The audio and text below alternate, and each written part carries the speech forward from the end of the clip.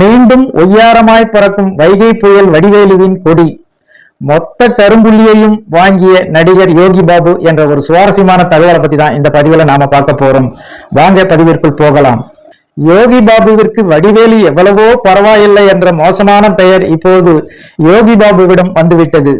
சமீபத்தில் சமூக வலைதளங்களில் யோகி பாபுவை பற்றி தான் பேச்சுகள் அடிபட்டு வருகிறது. யோகி பாபுவால் பல தயாரிப்பாளர்கள் நடுத்தெருவிற்கே வந்துவிட்டார்கள் என்று ஆதாரத்துடன் கூறுகின்றனர்.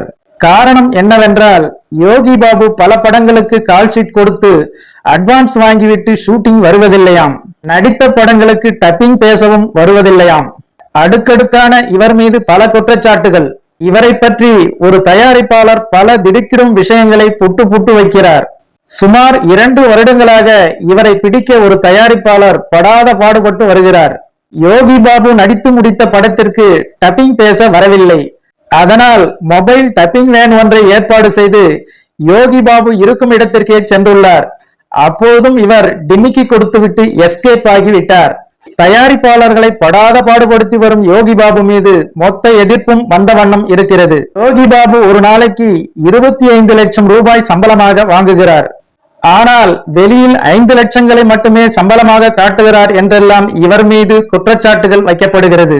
இதனால் இப்போது மீண்டும் வைகை புயல் வடிவேலுவின் கொடி பறக்க ஆரம்பித்து வருகிறது. கைவசம் 5 படங்கள் வைத்திருக்கிறார் வடிவேலு.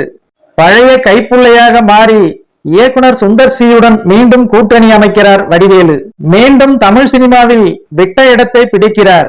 கேங்ஸ்டர், மாரிசன் என அடுத்தடுத்து வடிவேலு கையில் ஏராளமான படங்கள் குவிந்து வருகின்றன என்பது குறிப்பிடத்தக்கது.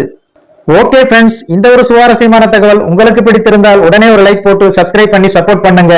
நன்றி, வணக்கம்.